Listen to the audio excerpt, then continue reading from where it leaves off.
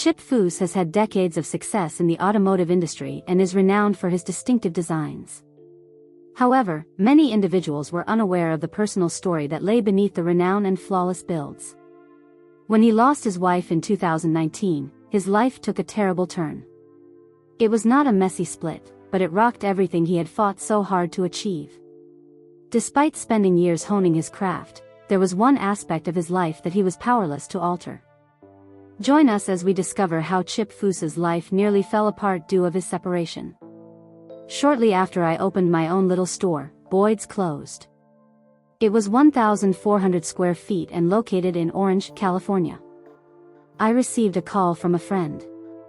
Cook Bill was his name. He gave me a call. "Hey, I have some guys making a movie and they need some Mustangs built," he replies. "Do you want to construct some Mustangs?" "Well, how many?" I inquired. The statement reads, "We need 15 in 4 weeks." Before we get into the details, let's go back and discuss how Chip and Lynn met. Chip Foose, didn't become famous overnight. His journey was very difficult and fraught with disappointments. However, one thing remained constant: Lynn Foose, his wife. Staying at home while her husband pursued his goal wasn't Lynn's style. Additionally, she supported Chip in pursuing his goals even when they were unattainable. During his college years, Chip had a strong interest in automobiles. His lack of funds prevented him from completing his education, despite his desire to do so. Lynn continued to believe in him. She was the only one who believed Chip was special, aside from his father. She supported him through his financial difficulties, incomplete projects, and late-night tension. She believed that his talent deserved to be properly displayed. However, Lynn did have one significant rule: she was not allowed to attend college or get married. She took this action because she wanted to wed a man who was motivated to make that talent significant, not just someone with talent. Chip decided to return to school after quitting.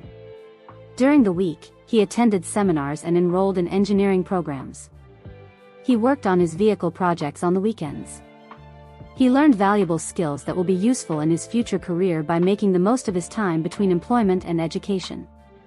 Chip put in a lot of effort and eventually earned his degree in 1990. Finally, after all that time, he was there. He did more than simply present Lynn with a ring when he proposed to her. Additionally, he pledged to honor his word. The expectation of a future we can create together. Chip's consistent job growth began at that point.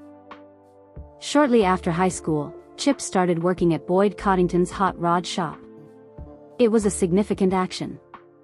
Boyd's store was regarded as one of the greatest in the industry.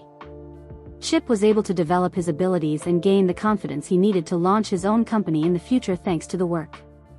When the time arrived in the late 1990s, Lynn was there once more to assist him in starting from scratch. They collaborated, with Lynn managing the company and Chip coming up with ideas. She also ensured that the business side of things remained intact while Chip worked in the shop. Let's fast forward to 2004. Chip Foose's life took a permanent turn when TLC launched the television program Overhaulin.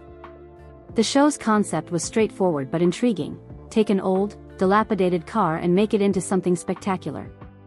He immediately gained popularity, and the show was a huge success. By the third season, Overhaulin had over 1 million viewers. Each show drew 5 million viewers, and in subsequent seasons, the number of viewers continued to rise. Over the course of the 136 episodes of the show, Chip's name grew associated with automotive art. As one might expect, the popularity of the show led to many opportunities. He began to appear on magazine covers, work with well-known people, and speak at events. But with all the attention, it was difficult. The need for filming rapidly increased. Chip had to spend a lot of time on set and travel from city to city for lengthy filming sessions. He had a very strict routine and worked 18 hours a day on some days. He hardly had time to spend quality time with his wife or bid his children good night because he frequently arrived home late. Lynn had undoubtedly always supported Chip's job, but their relationship began to suffer as a result of his increased notoriety. He had little time for hobbies because he was constantly working. By 2012, their marriage was becoming more strained. He missed a lot of family occasions that ought to have been the most significant to him because of his work on Overhaulin and other projects.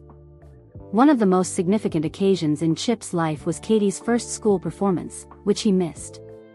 Lynn had to travel alone because he had to shoot the event. He missed a lot of occasions because of his job. Chip had to continue working and traveling since he was becoming more and more well-known. His lack of time for his family made Lynn feel neglected. She was in love with Chip, but they were growing apart as their lives became increasingly unbalanced. Chip's career success did not translate into the happiness he desired in his personal life.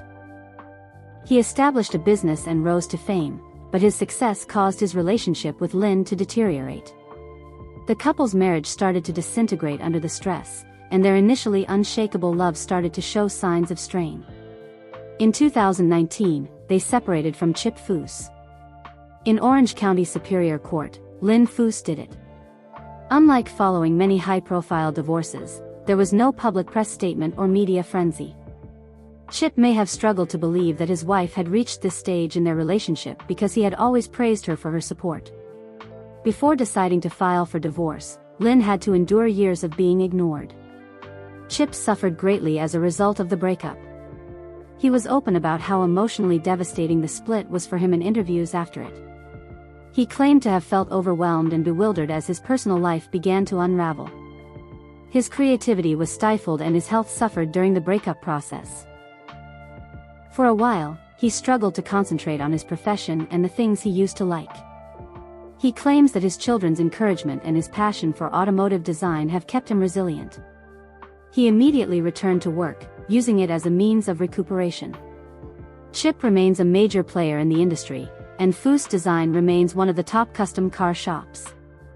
Chip is still doing well in the car industry and has moved on from his divorce. Let's see where he came from. Like many other well-known figures in the industry, Chip's journey into the automotive industry started early. At the age of 7, he was hired by his father to work in their Santa Barbara, California, family business. From an early age, he had a natural talent and passion for designing and repairing automobiles. A lot of individuals in the company saw how skilled and diligent he was. Preston Tucker and Alex Tremulous, a well-known designer who worked with Ford, were among them.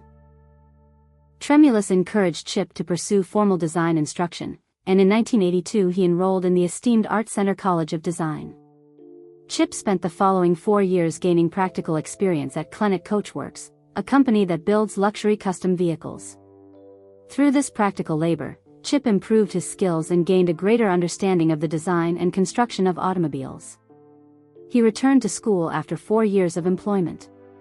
Chip was committed to completing what he had started and understood the need of formal training. After graduating in 1990, he was prepared to apply his knowledge in the real world.